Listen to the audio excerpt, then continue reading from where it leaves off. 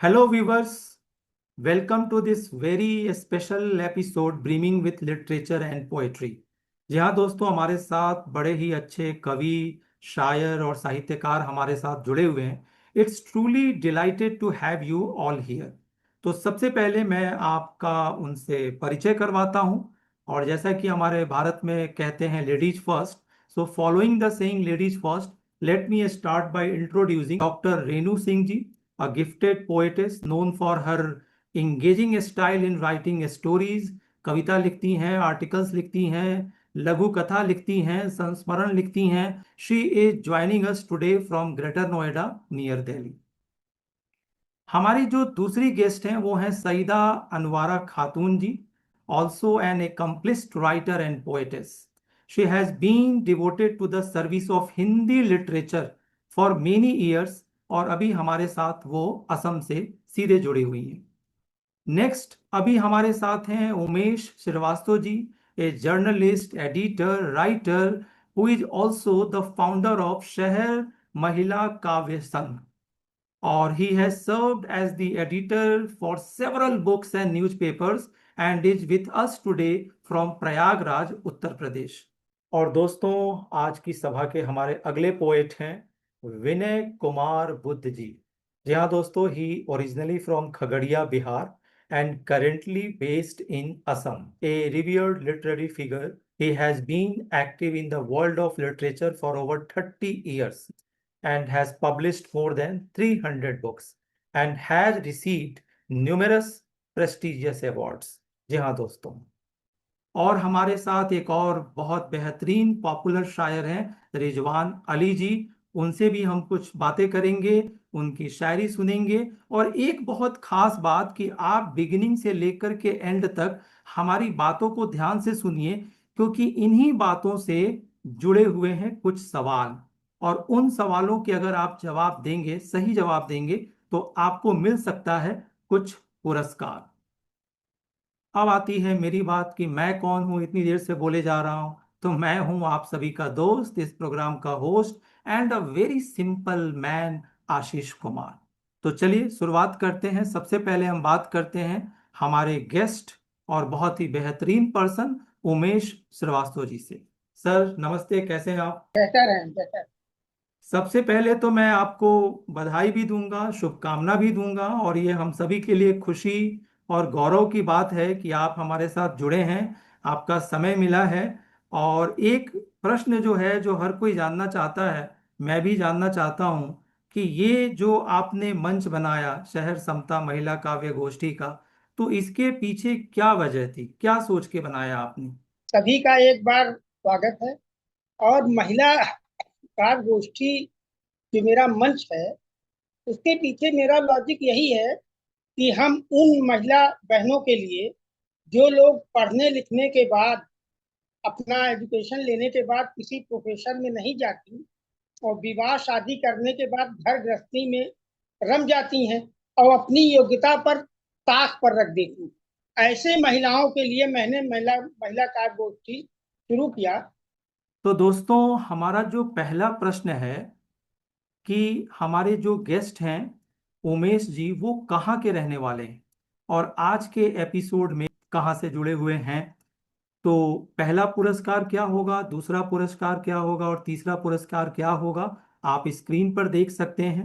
आप स्क्रीन पर यह भी देख सकते हैं कि आपको इन सवालों के जवाब कैसे भेजने हैं। उमेश जी, आपसे एक बात और पूछनी है कि जैसा कि आपने कहा कि महिलाओं के उत्थान के लिए, विमेन एम्पावरमेंट के पर्पस से आपने यह मंच बनाया। आपसे प्रश्न यह है कि जीवन में किस महिला ने आपको महिलाओं के प्रति सोचने के लिए प्रेरित किया? मेरी माँ मेरी माँ जो थी, वो पढ़ी लिखी नहीं थी, लेकिन बहुत धार्मिक। तो अब हम चलते हैं डॉक्टर रेणु सिंह जी के पास। रेणु जी नमस्ते, कैसी हैं आप? नमस्कार। बहुत अच्छी हूँ। सबसे पहले तो आप ये बताइए कि आज क्या सुनाएंगी। पहले आप सुनाइए, फिर हम आपसे कुछ बातचीत करते हैं। मैं अपनी जो मेरा काव्य संग्रह है उसी से अपनी कुछ कविताएं सुनाती हूँ। तो मेरी पहली कविता है, उसने कहा।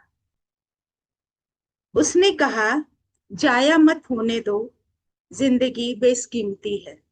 उसने कहा जाया मत होने दो, जिंदगी बेशकीमती है, अनमोल है। मैंने कहा हुजूर, कीमत तो जाया करके ही जानी। तो ये चार लाइना की तरह है। और दूसरी है प्रेम। उसका पिघलना, मेरा निरंतर जलना। उसका पिघलना, मेरा निरंतर जलना। जलने और पिघलने की निरंतरता अवसान है, एकात्म है, अद्वैत है प्रेम का। तो ये चार लाइना है। तीसरी है कि रीच है, जो पारिवारिक रिश्ते या आपसी रिश्ते, किसी भी मित्र से, किसी से भी, अपनों से जो होता है, चुटहिल हो चटकते हैं जब जब मन के दरीचे। चुटहिल हो चटकते हैं जब जब मन के दरीचे। तब तब छोटी छोटी किरीचें टूटी और गिरी। तब तब छोटी छोटी किरीचें टूटी और गिरी, लहूलुहान हुई। किरीचों को चुन फिर से उन्हें जोड़ने का जतन उसी मन के दरीचे में। चुन किरीचों को चुन फिर से उन्हें जोड़ने का जतन उसी मन के दरीचे में। रेणु सिंह की कविताएं बेहतरीन थी। जीवन के दर्पण को व्यक्त करने वाली, जो जीवन के आईने को दर्शाती कविताएं होती हैं, वही आज की नई कविता होती है। और रेणु जी ने जो चार चार पंक्तियों में बातें कही, वो गागर में सागर था, और उन्होंने जीवन की सच्चाई को व्यक्त किया। आपसे मैं ये जानना चाहूंगा कि आपने ये लिखना कब शुरू किया, कब आपको लगा कि मेरे अंदर भी टैलेंट है, अब मुझे लिखना चाहिए। ये मैं मुझे एग्जैक्ट तो उम्र अपनी नहीं याद है, लेकिन मैं जब छोटी थी तो मैं अपनी कॉपी के पीछे छोटा छोटा कुछ लिखती थी।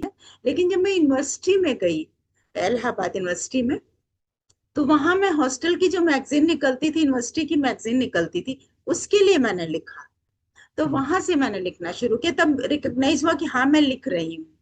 तो दोस्तों, अब हम चलते हैं, बात करते हैं बड़े ही मशहूर शायर, युवा दिलों के धड़कन रिजवान अली जी से। दोस्तों आदाब, मैं हूँ रिजवान अली और मैं ज़िला बड़वानी के राजपुर से हूँ। और वैसे मैं पेशे से टीचर हूँ। शायरी मेरा शौक है और मैं अपनी गज़ल लेके आपके बीच हाजिर हुआ। तो गज़ल मुलाज़ा फरमा लें। मतलब है कि अहले दिल हो तो मुलाकात बनेगी अपनी। अहले दिल हो तो मुलाकात बनेगी अपनी। अक्ल वालों से कहाँ बात बनेगी अपनी। अक्ल वालों से कहाँ बात बनेगी अपनी। आओ लग जाओ गले, दिन में सितारे दिख जाएं। आओ लग जाओ गले, दिन में सितारे दिख जाएं। तब कहीं जाके हंसी रात बनेगी अपनी। बहुत बहुत शुक्रिया। और चार मिसरा ये भी देखिएगा कि हसीन ख्वाब की ताबीर बना देते हैं। हसीन ख्वाब की ताबीर बना देते हैं। हम अपनी सांसों से एक हीर बना देते हैं। हसीन ख्वाब की ताबीर बना देते हैं। हम अपनी सांसों से एक हीर बना देते हैं। कशे खींच के जब फूंकते हैं सिगरेट का, फजा में हम तेरी तस्वीर बना देते हैं।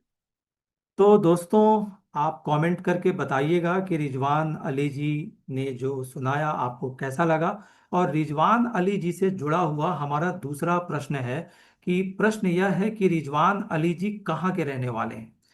आपने अभी थोड़ी देर पहले स्क्रीन पर देखा होगा, जब डॉक्टर रेणु सिंह जी अपनी कविताएं सुना रही थीं, तो हमने उनके बुक को, उनके प्रकाशित किताब को हमने डिस्प्ले किया था। तो आपको बताना है, हमारा तीसरा प्रश्न है कि डॉक्टर रेणु सिंह जी ने जो किताब लिखी है, जो काव्य संग्रह लिखा है, उसका नाम क्या है।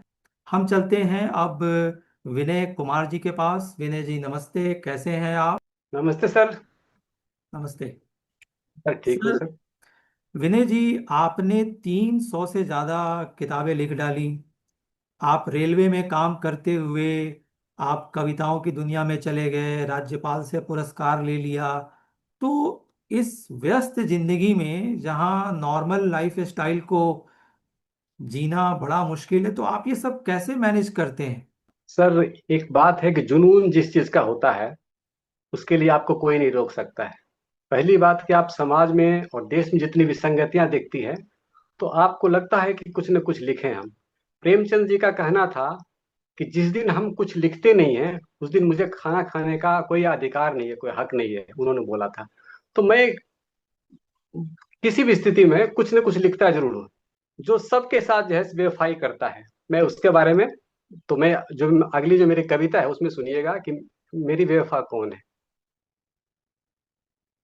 तेरी नियत में लगती खोट, तेरी नियत में लगती खोट, अरे रे बाबा ना बाबा,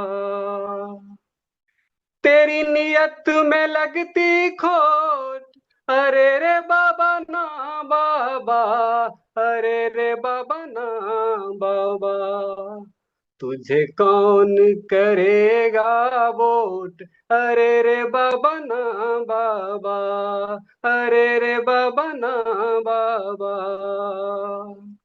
तू महंगी कार में घूमे, तू महंगी कार में घूमे, तेरा बिल्डिंग गगन को चूमे, रहे धन कुबेर के जैसे, सब दो नंबर के पैसे, रहे धन कुबेर के जैसे, सब दो नंबर के पैसे, तेरे घर में भरे हैं नोट,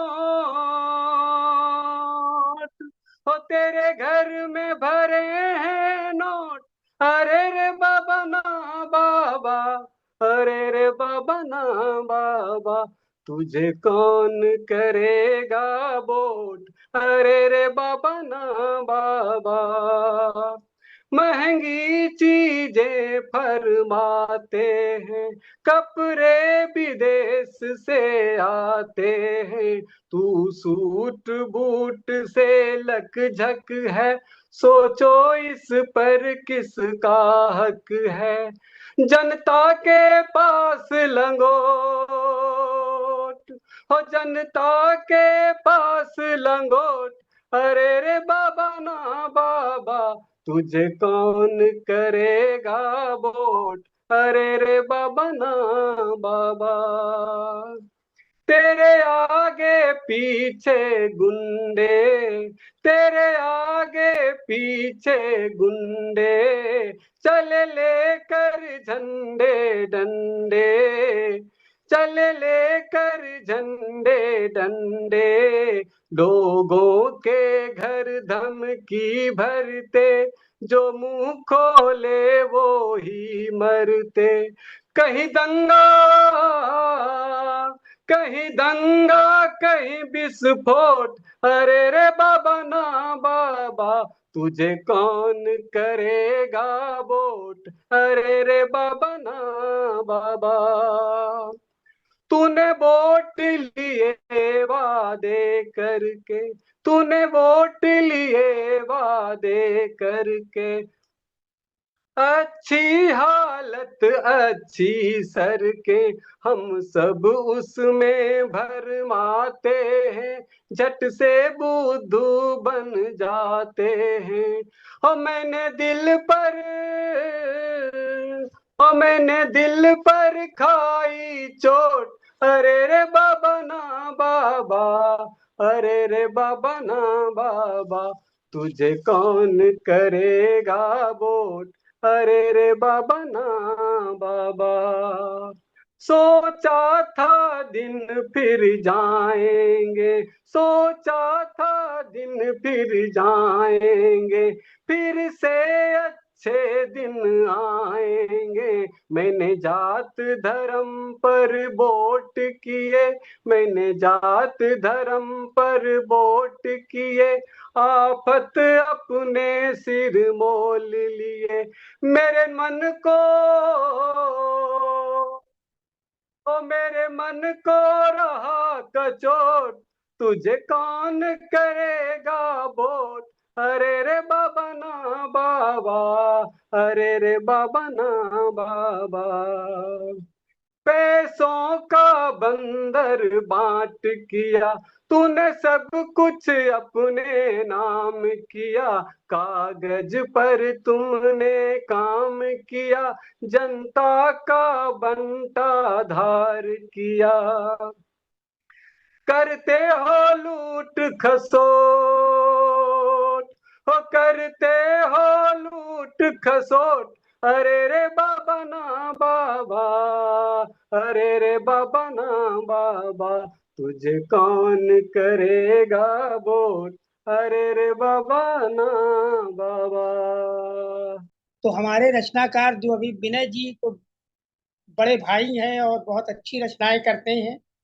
और अभी जो गजलकार जी ने भी अपनी जो वो गजल पढ़ी वो भी श्रेष्ठ है। विनय जी, आपसे दो बातें और पूछनी हैं।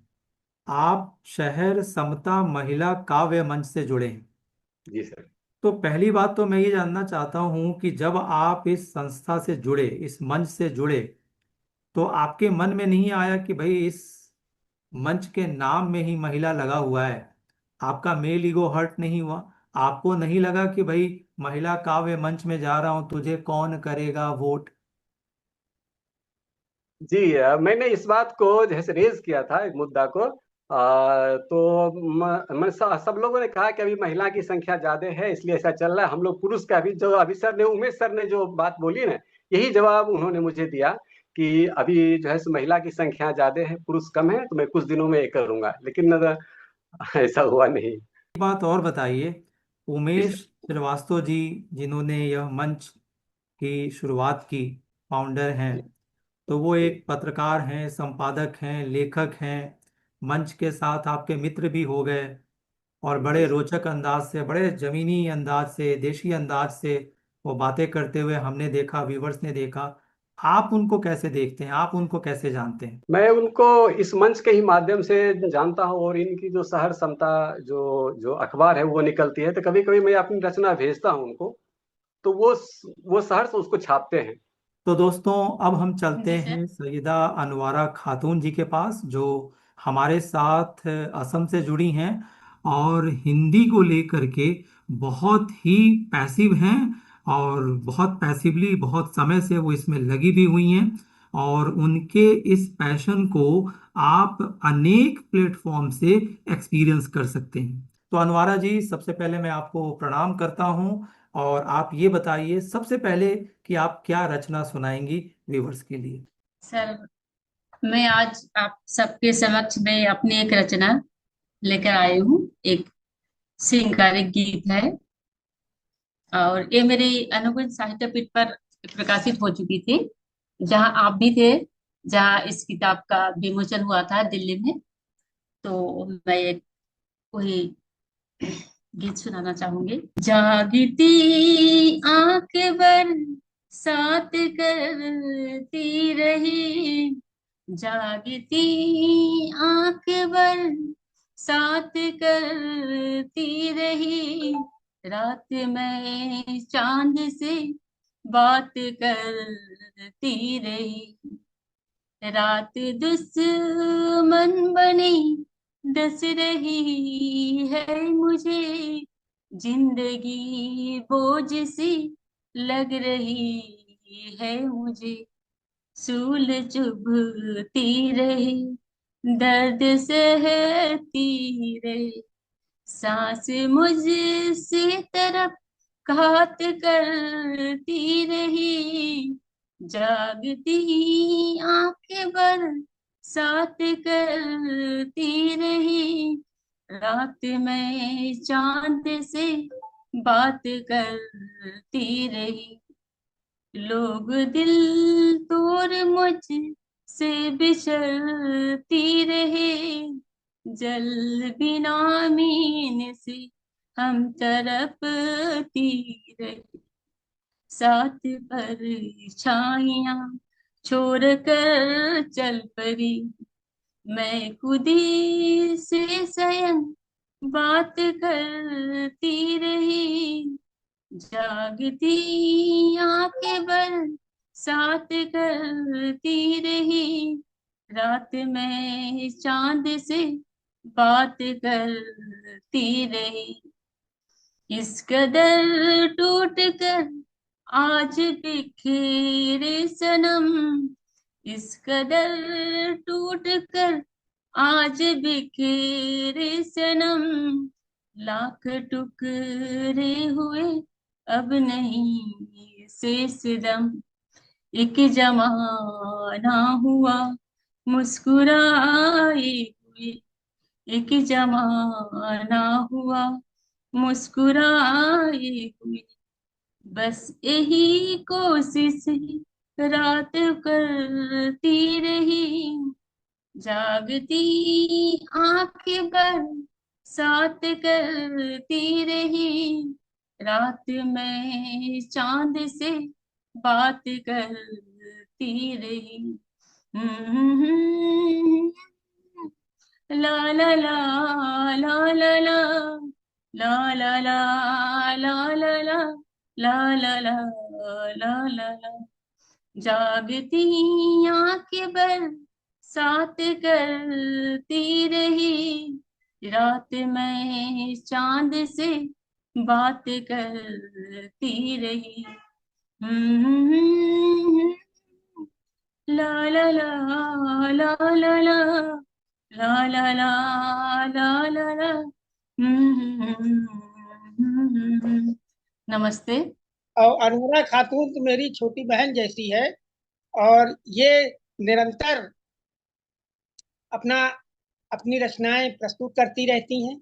आपको एक चीज और बता दूं, शहर समता विचार मंच जो है वो 5-6 प्रकार का प्रोत्साहित पुरस्कार भी देता है। आजकल की जो हेक्टिक लाइफ स्टाइल है, लोग बोर हो जाते हैं, एग्जॉस्ट हो जाते हैं।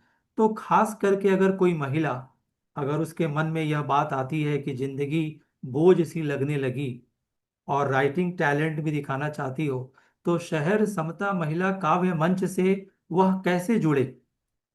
इंडिया के किसी पार्ट से, सर मैं वर्ल्ड के किसी पार्ट से कोई कैसे जुड़े आपसे?